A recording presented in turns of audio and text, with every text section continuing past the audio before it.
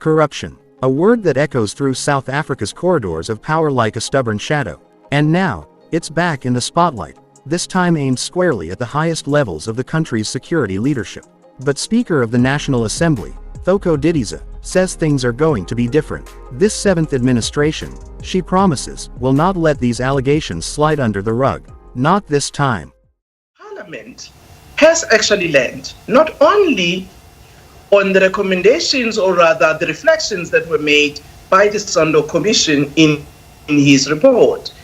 There was also similar, or maybe different at the time, observations that were made in the report of the then Public Protector, Madonsela. And I must say that on all of these, Parliament has learned, Parliament has reviewed its own rules and procedures on doing things and have improved. And I'm sure in this seventh administration, and even on the sixth, we've seen the changes that Parliament have made, how robust matters have been dealt with, how members of Parliament, collectively in committees and also individually, have actually demanded accountability from our executive, from the various entities.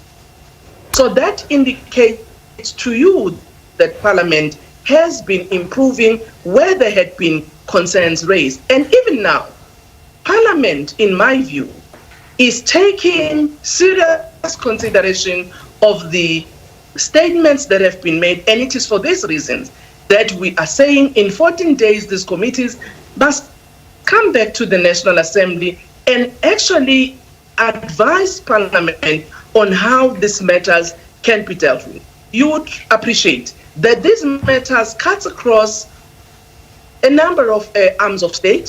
Some of the allegations relate to the executive.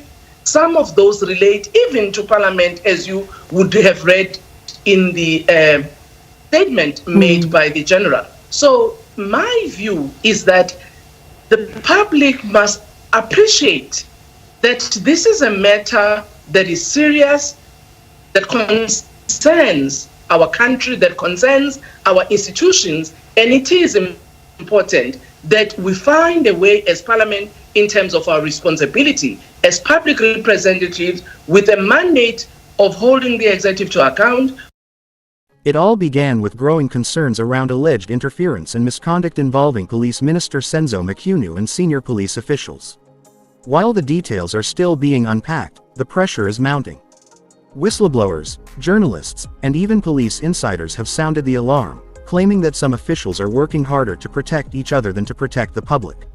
In response, Speaker Didiza has stepped up to the microphone, making it clear that Parliament is watching and listening. During a recent media briefing, she stated firmly that the seventh administration will treat these corruption claims with the seriousness they deserve. According to her, there will be no sacred cows, no untouchables. If wrongdoing is found, consequences will follow. Now let's be real. South Africans have heard this song before. Over the years, we've seen commissions of inquiry, special task teams, and reports collecting dust. But Didiza's tone was notably different.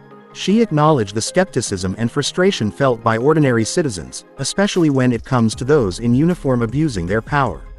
She emphasized that Parliament has a constitutional obligation not just to pass budgets and make laws, but to hold the executive accountable. This includes ministers, department heads, and anyone suspected of undermining the public trust. And that accountability, she said, must be more than a headline. It must be a process with integrity, transparency, and urgency. So, what could this look like? Didiza hinted at the possibility of special parliamentary inquiries. These could involve calling witnesses, subpoenaing documents, and holding public hearings. And while she didn't mention specific timelines, she stressed the importance of not dragging things out. South Africans, she said, deserve answers. And they deserve them soon. It's also worth noting that these developments come at a time when the nation is grappling with broader questions about the integrity of the police force. The recent comments by KZN Police Commissioner Nhlanhla Mkhwanazi, who exposed political interference and protection of drug lords, have shaken public confidence in law enforcement. Mkhwanazi's statements have sparked national outrage, with many calling for an overhaul of leadership structures and greater independence for crime-fighting units. Against this backdrop, Speaker Didiza's promise takes on even more weight. This isn't just about Mchunu. It's about whether South Africa's democracy still has the tools, and the will, to clean house. Because let's face it, when corruption takes root at the top of law enforcement, it spreads like a virus through every level. Investigations stall, dockets vanish, criminals walk free, and the public pays the price. Didiza is not new to politics. She's seen administrations come and go. But in her new role as Speaker, she seems to be signaling that this Parliament will be more assertive, less passive. More watchdog, less lapdog. Whether that's truly the case will depend on how this corruption issue is handled in the weeks ahead. For now, all eyes are on the National Assembly, and on the Speaker who says that accountability is no longer optional. Because South Africans aren't asking for miracles. They're asking for justice. They're asking for leaders who put country before politics, integrity before image.